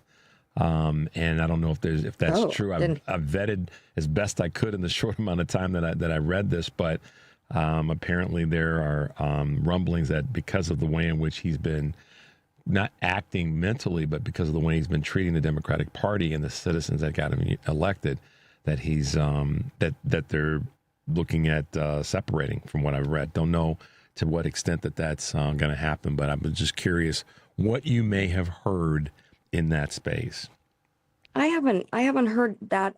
When the interviews that I saw of her prior to him really exposing himself as the person that he's become after this stroke, she always, she seemed very protective of him, very enamored of him. And I thought she was a very interesting woman, very strong, with a lot of strong values. But as we have seen, so who know? I don't know. I have not heard that rumor. It wouldn't be surprising, though, because he has changed so much. I mean, I don't know how you deal with that in a marriage. And I think he's become so hostile. It's like he's suffering from oppositional defiance disorder or something, because he's that reactive to expectations that are put upon him by the people who voted for him. Right. So I can imagine that you could see that playing out in a marriage, and that would be very unpleasant. Yeah. And I hope she does get away from him. Frankly, I mean, I don't think he's well. Yeah, it's a story that's brewing, so I'm gonna pay attention as well. I just caught a little bit of that really early this morning. So I was curious what you may have heard, if anything at all. Hey, as we kind of wrap up, one of the things that was also an interesting piece, and we don't have a lot of time to go into it right now, but we will when we talk again. But BBC is really giving Trump the business right now when it comes to his financial records, and what the suit that he put forward is now kind of coming back to bite him in the backside. What do you have to say for 30 seconds about that? I think it's great. BBC called Donald Trump's bluff. They had the spine to do that, unlike the media companies here in the United States, and they are winning because of it. They are coming after the January 6th text. They are coming after exposing the false narrative that he wasn't involved and that he didn't incite January 6th, and he can't get out of it. Yeah. So this is exactly where he needed to be. This is what a real media company would have done here in the United States, but they didn't. They capitulated to him out of greed and self-protection and a self-interest, because having him in office is very lucrative for them. Yeah, he's been boxed in on this one. So, guys, you wrote a great article in that space. Guys, check out Sarah, as always. Good to have you back 2 weeks in a row. Always fun. Thank you so much. It was wonderful to be here. All right, Sarah, have a great rest of the week, and we will talk to you soon. Good to hear your voice. Take care, okay? You too. Thanks. All right, bye-bye. Quick break, guys. 773-763-9278. You're listening to Choose Views on WCPT, AM 820 in Chicago, and WARR 1520, AM and 103.5 FM from Warren County, North Carolina, and now AM 950, the progressive voice of Minnesota. I'm Richard Chu. When we come back, we'll be talking with legendary retired Army General Russel Honoré. We'll be right back.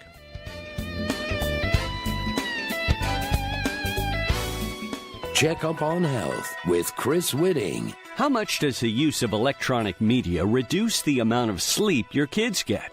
Dr. Peter Polos, a specialist in sleep medicine at the Sleep Disorder Center of JFK Medical Center in Edison, New Jersey, led a study with some eye-opening results. It is very prevalent. Adolescents were texting an average of 35 to 36 times per night in a span of 20 minutes to up to 4 hours after supposed lights out. Clearly, you're encroaching upon the sleep time of these children who, for a variety of reasons, probably already have reduced sleep time to begin with via homework or sports or job, and they're now closing in on that by having this at their fingertips, literally at their fingertips. His advice? Get your kids into good sleep habits when they're young, before they start having greater access to electronic devices. With Checkup on Health, I'm Chris Whitting. Everyone needs to take care of their mental health, even running back Bijan Robinson. When I'm on the field and feeling the pressure, I usually just take a deep breath. When I'm just breathing and seeing what's in front of me, everything just slows down. It just makes me feel great before I run the play. Just like Bijan, we all need a strong mental game on and off the field. Make a game plan for your mental health at loveyourmindplaybook.org. Love your mind. Brought to you by the Huntsman Mental Health Foundation, the Arthur M. Blank Family Foundation, and the Ad Council. You served behind the desk. You served in combat. You did 4 years and got out. You were drafted. You gave 20 years. You gave exactly what your country needed. You are a veteran. You are a veteran. You are a veteran, and you deserve support. If you're struggling with life after service, don't wait. Reach out. Find resources at va.gov/reach. Brought to you by the United States Department of Veterans Affairs and the Ad Council. This is Chicago's Progressive Talk, 820 AM, WCPT Willow Springs, and online at WCPT820.com, where facts matter. From the Weatherology Weather Center, I'm meteorologist Jennifer Wojcicki. A heat advisory is in effect for the forecast area. We'll see a few scattered showers and thunderstorms here for today with cloudy skies and a high into the lower 90s. Winds out of the southwest around 10 to 15 miles per hour, gusting as high as 25. Tonight, a slight chance for showers and thunderstorms early on, cloudy, a low near 71. By Tuesday, partial sunshine develops, high of 78 degrees. That's your latest Chicago weather update. Currently, it's 79. You're listening to WCPT 820 because facts matter.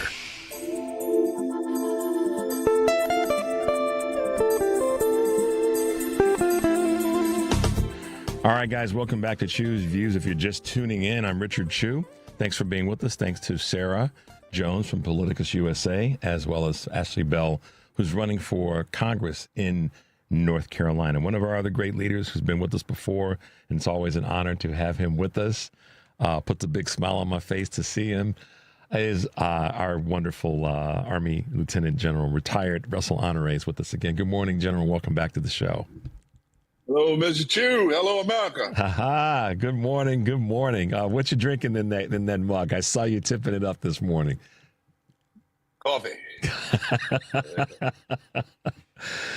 Sir, it's good to see you. Glad you're well. And I have to ask you this personal question. How's your health holding up? You doing okay? I'm doing good enough. That's right.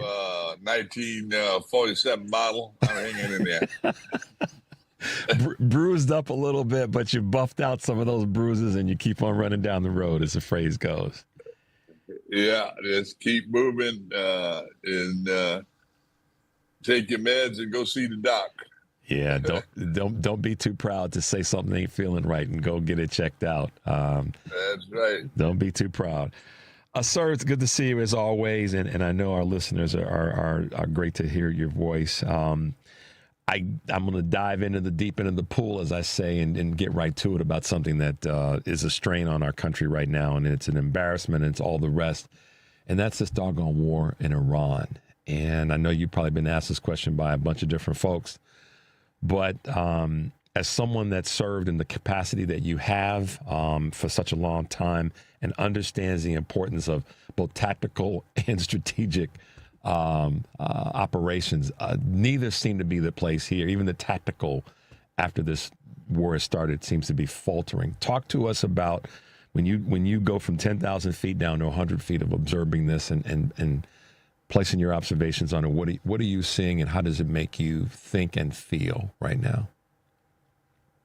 Yeah, there are many talk about this is a war that started 47 years ago, and it was good reason we never went to a conventional fight with Iran.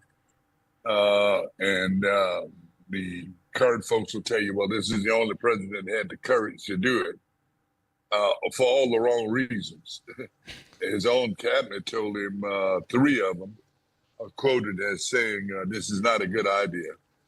But he went along with the Prime Minister of Israel, who had been pushing, going all the way back to President Bush, this idea we needed to attack Iran before they get a nuclear weapon. So this has been going on over a decade, this aspiration of the Prime Minister of Israel to do a preemptive attack on Iran to destroy their nuclear capacity or ability to build a nuclear weapon. For the idea is that if they got one, they would use it now. And Iran, on its own aggression, has funded the proxies in the region, the Houthis, Hezbollah, and the guys down in Yemen, and have done that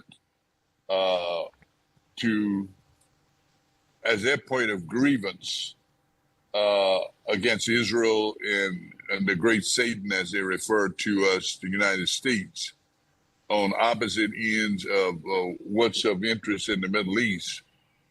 At the beginning of this war, I think the administration lacked clarity. They did a successful epic attack that they claim great success from, them in Israel, and they took out the Iranian leadership. And that has rekindled this idea of revenge from Iran. And it has bubbled up the whole idea of some kind of negotiation when they look across the table and say, well, you killed our leaders and our leadership. And what is brought in has been described by many others, a more hardened IRGC, the Republican guards, who are now in charge of the country. And they've captured the Strait of Hormuz. Regardless of what folks say, they control the Strait of Hormuz, and which 20 to 25% of the world's fossil fuel go through. So we're in a dilemma. I think the Iranians see they've got a heavy card to play. They don't have a nuclear weapon, but they control the strait, and it's made them the equivalence of a superpower, Richard, because they control the strait. And they're doing it asymmetrically. They don't have big bombers. They don't have long-range jets, but they've got enough missiles and drones to be able to close that strait. So the administration finds itself in a dilemma. Then we still got this thing going on with Israel and what they're doing on the West Bank now and continuing to attack into Gaza.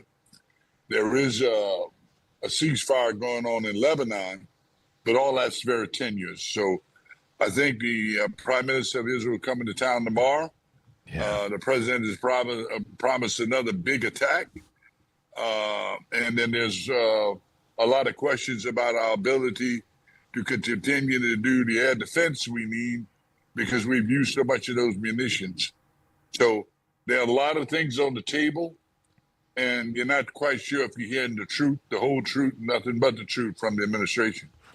General, thank you for that. And then two questions have been on my mind and that I want to ask you about this. One, what are the assessments from other retired military in any branch of the government like you? What are you guys sharing with each other? What is it that, folks with the experience that you have are seeing and saying about this? Are there just one-offs like yourself, or are there others that are sitting back and recognizing what really is going on? Well, I think we fall generally in two camps. One of them want to be more aggressive and do attack to include some limited ground invasion. I hear that in the camp I listen to. And the others, myself, a more cautious approach. But both camps believe in one thing. It's going to take diplomatic work. And this war will not be solved by kinetic strike. It will be solved by diplomacy. And I think there's a coming to mind among many on both camps whether to be more aggressive or to be more defensive and protect our troops that are 55,000 that are deployed in the Gulf countries. But at the end of the day, it's going to take some meaningful negotiated peace. Diplomacy is going to have to rule. Kinetic strikes, one kinetic strike or repeated kinetic strike will not break the will of that Republican Guard in Iran. So this pause in the fighting will give diplomacy a chance, but we've got to be prepared to go to the table and get not just the regional governments, but the global community involved in negotiating with Iran. And they've taken about $300 billion in damage to the infrastructure, and they feel they are owed that now. Mm-hmm. But they're fighting for revenge. And there's an old saying from the warrior Sun Tzu, if you fight a war for revenge, you dig two graves, one for you and one for your enemy. As opposed to receiving a political objective, which a war should achieve, I think both sides now are into some form of a revenge. You kill our troops, now we're going to kill more of your troops. You hit our infrastructure, we're going to hit more of your infrastructure. As opposed to going for a political objective, which would have been the cessation of attacks from the proxies that Iran sponsored, and Iran killed a lot of our troops in Iraq. So we've got some revenge going on there on our own part. But they found themselves a golden weapon, and that's the Strait of Hormuz to negotiate around. Do you think, General, that we have the people, you talk about this in terms of the diplomatic part that's needed. How do you feel, or do you feel that we have the people that can go to that table and adequately be diplomatic and negotiate in a way that's going to get us to be able to move forward? On our side, I should say. Well, you know what, we've been going on 5 months now, and longer than that, because we did serious negotiations supposedly before this current war started. I don't think so. We do have people in the United States that were in the Korea State Department people, and even members of Congress engaging that would not necessarily do this overnight, but after the strike that killed their leadership, we've had some good help from the Pakistanis and the Oman and UAE and the Saudis. Everybody want to see this stop because they're taking the fire. And what we have to fear is 2 levels of escalation. If they start attacking each other's oil production, that could take 3 to 5 years to recover. So you'll be looking at $5 gas through the 28 election.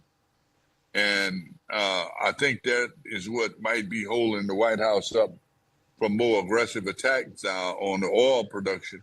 But the president posted over the weekend a meme showing an AI-generated attack on Carg Island. You blow up Carg Island, you're going to have some major problems for years to come with the production and the availability of fossil fuel that runs this global economy. It's going to cause a lot of problems. If you put troops on Carg Island, it'll be like Vietnam. So many KIE, WIE, and MIE daily coming over the news. The American people don't settle for that. What I have not seen is the American people getting off the AZZ and protesting this war. I think the information operation that the administration has done is that if you're against the war, you're against our troops. And I think we live in a generation, my generation, the boomers, who saw how dysfunctional that was during the Vietnam War. But I think until we see people marching on the street protesting this war, the administration will continue to have their way. Right now, people are trying to protest at the ballot box. But, you know, for democracy to work, you got to have truth, you got to have justice, and you have to have a free press. And all of that is under attack right now, Richard. Yes, sir, it absolutely is. Let's take a quick break. When we come back, I want to talk about the troops and the numbers, which you've had a lot to say about in terms of the folks that have actually been harmed and that have actually died. Let's take a quick break. The number is 773-763-9278. You're listening to Choose Views on WCPT AM 820 in Chicago and WARR 1520 AM and 103.5 FM from Warren County, North Carolina, and our good friends at AM 950, the progressive voice of Minnesota. I'm Richard Chu, and we are talking with retired Army General Russel Honoré, and we'll be right back.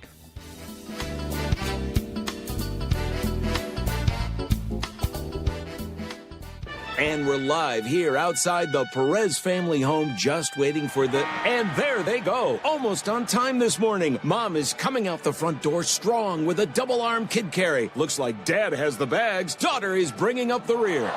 Oh, but the diaper bag wasn't closed. Diapers and toys are everywhere. Ooh, but Mom has just nailed the perfect car seat buckle for the toddler.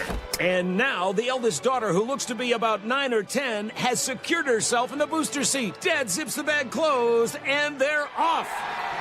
But looks like Mom doesn't realize her coffee cup is still on the roof of the car. And there it goes. Oh, that's a shame. That mug was a fan favorite. Don't sweat the small stuff. Just nail the big stuff. Like making sure your kids are buckled correctly in the right seat for their age and size. Learn more at nhtsa.gov/the right seat. Visit nhtsa.gov/the right seat. Brought to you by NHTSA and the Ad Council.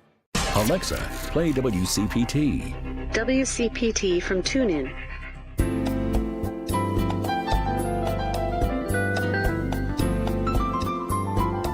All right, guys, welcome back to Choose Views. If you're just tuning in, I'm Richard Chu, and we were talking with retired Army General Russel Honoré about what's going on with the war in Iran, I should say. The numbers got reduced of actual casualties from 18 to 14. Hegseth went up to Capitol Hill and showed his behind, as the phrase goes, in this conversation about asking for more money, but also they've changed the numbers. These four young folks who we lost, so these four soldiers, and not given proper recognition as well.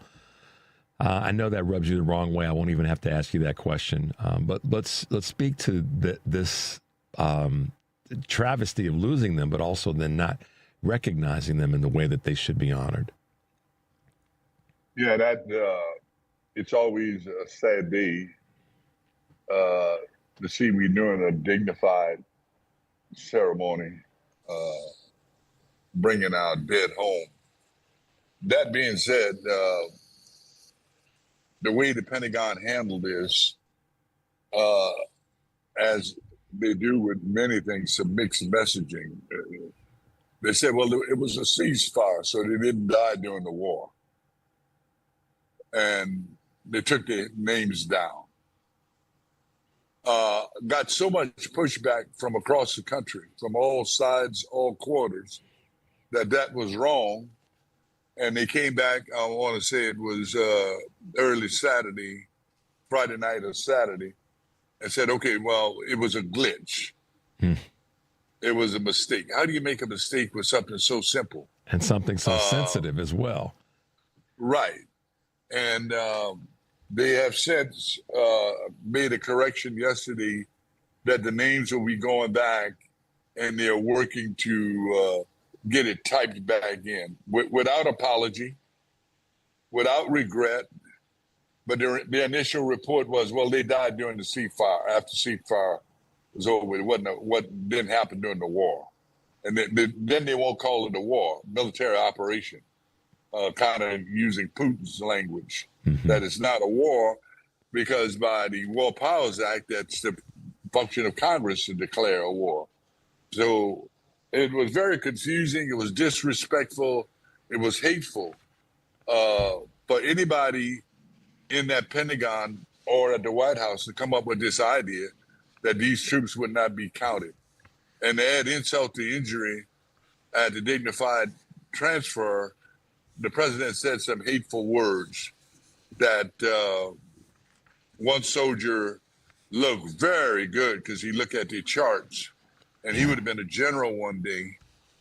But the three soldiers of color, oh, by the way, had little dings on their cards. Why in the hell would you say that in the front of parents and the world watching this, that they had little dings on their card? But notice one was a woman and all three were people of color. That's a crying damn shame. And why America isn't in the street marching against this, I don't know. And I'm a soldier. I served, I didn't go to Vietnam, but I served at the end of that period. And that made a difference in ending that endless war. But you see very little protest, but people got so much other shit they got to protest about. I think we're over the moon on what people protesting about. You know, about voting, about deportation, about killing people on the street by ICE. I mean, there are a lot of issues out there. and wanting to have a safe election. So we got a lot to protest about, but I think the American people are going to have to stand up and say, no, let's get this thing, find a conclusion, let diplomacy work, because that was shameful how they handle those soldiers. Yeah. And they'll get the record corrected. But we shouldn't have had to be there. We should have had to be there in the first place. And it just, you are an example. And I say this all the time. You know, I'm not blowing smoke, on you on this. But your leadership is something that's been well written and documented. And this is not leadership by any stretch of the imagination at all. And it makes me think of one of your books, Don't Get Stuck on Stupid. And right yeah, now, I don't know what go ahead. I'm sorry. We got two presidents in a row. Biden had to hurry up and do Afghanistan, and he screwed that up. The generals told him now is not the time to evacuate Afghanistan. Oh no, we're gonna do it because Trump said we're gonna do it by August. That was the stupidest move, and I don't know why some principals didn't resign over that, because that's the kind of actions you got to take when you get a bad order. Yeah. Kind of like the admiral in Southern Command when the Pentagon tell him to strike the boats. He said, I'm not going to do that. Yeah. And he retired. I mean, there come a point in time, if you get a bad order, you shouldn't take it. So I'm sorry to disrupt your train of thought there, but not at all. I mean, where we are right now is an example of that very thing, where there's no leadership, and how we are in this war, how we're staying in this war. And if we get out of it, is clearly the leadership that we need is not there. We know that. But I hadn't heard anyone say, and I'm glad you were able to bring this to our mind, that we've got so much to protest right now, so much is going on. and we know that there's a bunch of food on the table. We got to pick one meal, as the phrase goes. But I hadn't even thought about what you said, General, about the war protest hasn't kicked in. People are upset about it. People are obviously paying at the pump because of it. But it may be folks in the street protesting it in ways that we've had in the past that might be the thing that bends the needle. Let me ask you this, sir, as we wrap up today, and thank you so much for being with us. I get two things happen. I get excited and I get nervous every time I know I'm going to have you on the show for all the good reasons. But General, your GreenARMY has really made some strides, and bring us up to speed on what the GreenARMY is doing, what y'all are working on, and some of the successes that you guys have been able to put forward when it comes to climate resilience. Yeah, well, our team down in St. John Parish was successful, continuing to push back on Danker chloroquine plant. That plant's closed now. And they've been fined heavily. But we're still recovering from the Roseland explosion last year. It's Smitty's explosion. That's a primarily African-American town in Roseland. Very small government, intangible whole parish. And we never really got the whole truth on that plant. But the government knew this plant was not operating to standard, and they continued to let them operate, as was with the Danker plant. Air pollution is a major problem. You know, it's hotter this year than it was last year. It's going to be hotter next year than it is this year, and we got wildfires. Don't vote for anybody who don't believe in climate change. It's here. Don't vote for anybody who don't believe in global warming. It's here. It's changing the weather patterns. We got fires breaking out not only in the U.S., but overseas. We had over 100 degrees some places in Europe earlier this year. It's real. But we've been made to believe that it's a hoax. It's not a hoax. And it's not just El Nino or change in the weather. It's real because the amount of carbon we're putting in the air is heating the earth, and much of that is coming from methane from that thing called LNG plants. They are a major producer of methane, and methane is more dangerous to global warming than is carbon. So there's this idea that we're going to put more data centers in and run them off of fossil fuel. That's a mistake because it's going to eat up more water, going to cause more noise. and it's going to drive up electric bills. So we got some big issues to deal with. The good news is, when I say people are not protesting, people are raising hell online. And I think that may have been, today's protest might be the negative voice we see online. As opposed to going protest, people are sit down and say, oh, hell no, we don't want that. And they form a group. So there's a lot of organic movement in Louisiana to push back on all these issues. And we just had a carbon capture and sequestration project in Mi'kma'paw that we help inform the people of and help them organize. So we're having some success, but we're not having as much success as we should with air pollution, because the administration continued to lighten the requirements and telling the plants, don't worry about it. Pollute all you want, in essence, is what the administration is telling them. But we got a lot of work yet to do. We didn't have any luck in the Louisiana legislature. But we've got, what it did stir up is more people in small communities raising hell about pollution, about the impact on the drinking water, about the impact on the air and the impact on the health. They've started a grassroots movement that's way beyond, to include people from all sides, are now talking about pollution, which was not the case 10 years ago. Yeah. It was only one side talking about air pollution. And then we wasted a lot of time during the Biden administration talking about environmental justice as opposed to talking about pollution. Yeah, without a doubt. And we should have closed some of these plants and get them in compliance. And then get them in compliance, make your chemical, keep your stuff in your pipes. We need this stuff. Anybody say we don't need that plastic wrap around your head or that cover on that microphone? That thing got a DNA somewhere out of Kansas Alley because it's produced from chemicals. So that being said, thanks for asking. But in closing, I think we need to pray and give voice for our Haitian brothers. This temporary status is about to end. I did a piece last week in the New York Times. If you hadn't seen it, we ought to talk about that, because sending 300,000 people back to Haiti now is, the State Department said, don't go to Haiti. But and they're sending. DHS is saying we're going to send you to Haiti. We can send people back. General, put a button in that for a moment, because we do want to talk about that. Let's have you back sooner than later. Let's talk about that concern. I'd love to have that conversation with you. And as always, thank you for being with us this morning. There's never enough time, but I appreciate you taking some time out this morning to hang out with us and drink some coffee. So always good to see you, sir. God bless America, and get off your AZZ and go vote, folks. There Take you somebody go. with you, double your impact. God bless you. Thank you, sir. Have a great rest of the day and a good week.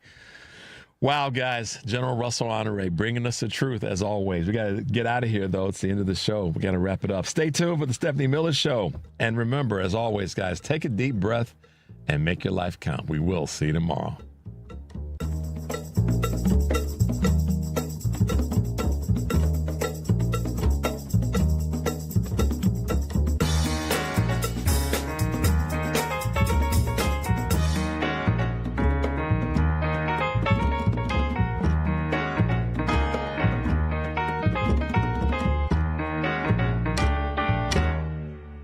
Presents Being a Miracle Maker. Making a difference in your community has never been easier, because July 30th is Miracle Treat Day at DQ. You buy a blizzard tree at participating locations, and DQ will donate $1 or more to Children's Miracle Network to benefit your local children's hospital. So on July 30th, buy a blizzard tree and be a miracle maker, a blizzard-eating hero, doing their part on Miracle Treat Day. July 30th, DQ. Happy tastes good.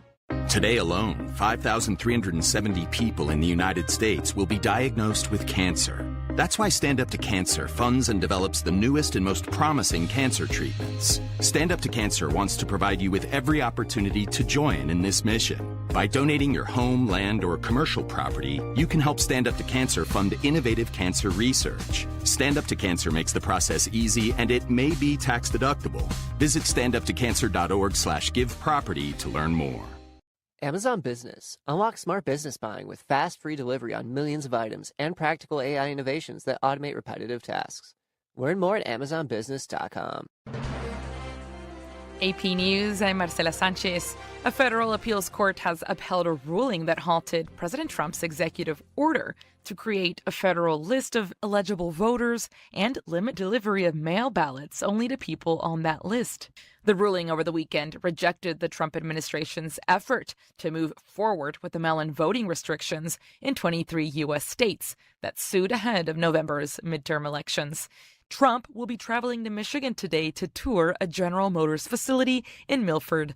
The president is expected to defend his economic policies, including his tariffs, in a swing state where their effects have hurt many businesses as midterm election season heats up. In other news, French President Emmanuel Macron and officials are discussing the wildfires crisis in regions of France. The AP's Charles de Ledesma has more. Emmanuel Macron and senior officials are focusing on the monster uncontrolled wildfires that have forced more than 250,000 people to flee their homes amid a first glimmer of hope that the spread of the largest blaze may have slowed. In the Gironde region of southwest France, where flames have burned an area 4 times the size of Paris, the prefecture said the situation overnight had remained globally stable, a change from successive days where the giant blaze raging since last week had edged closer to the wine region city of Bordeaux. No new evacuations have been announced, but with France about to enter its peak August tourist season, Gironde authorities have taken more steps to keep vacationers away, banning holiday camps for children and for people with disabilities. I'm Charles de Ledesma. World shares were mostly higher and oil prices slipped nearly 7% as the U.S. and Iran paused their fighting and discussed a possible return to negotiations on an interim ceasefire deal. More stories at apnews.com. This is AP News.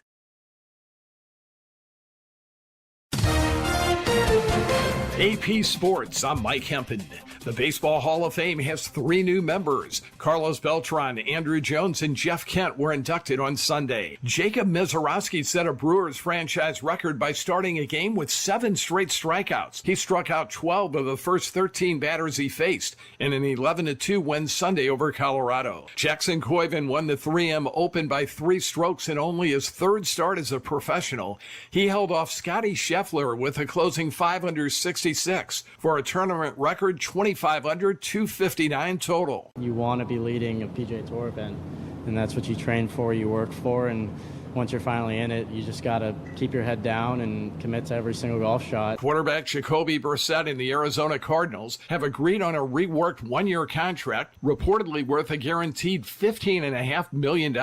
I'm Mike Hempen, AP Sports. This is 820 AM, WCPT Willow Springs, and streaming worldwide at WCPT820.com. We are Chicago's progressive talk, where facts matter. Now, your WCPT 820 weather update. From the Weatherology Weather Center, I'm meteorologist Jennifer Wojcicki. A heat advisory is in effect for the forecast area. We'll see a few scattered showers and thunderstorms here for today with cloudy skies and a high into the lower 90s. Winds out of the southwest around 10 to 15 miles per hour, gusting as high as 25. Tonight, a slight chance for showers and thunderstorms early on, cloudy, a low near 71. By Tuesday, partial sunshine develops, high of 78 degrees. That's your latest Chicago weather update. Currently, it's 79. This is Chicago's Progressive Talk, 820 AM, WCPT Willow Springs, and online at WCPT820.com, where facts matter. Summer's about to burst with fun at the 97th Annual Lake County Fair this Wednesday through Sunday, August 2nd.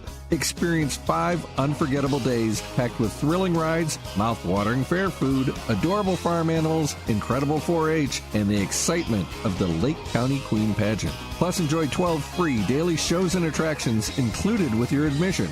Cheer on the pig races, watch world-class lumberjacks and magic show, meet amazing canine performers, and explore interactive exhibits. Even more excitement with our grandstand events, including the Demolition Derby, motocross, monster truck throwdown, and pro bull riding. Whether you're making family memories, chasing thrills, or just coming for the funnel cake, there's something for everyone at the Lake County Fair. The fun pops off this Wednesday through August 2nd at the Lake County Fairgrounds in Grays Lake. Buy your tickets today at lcfair.com. The Lake County Fair, where summer is bursting with fun.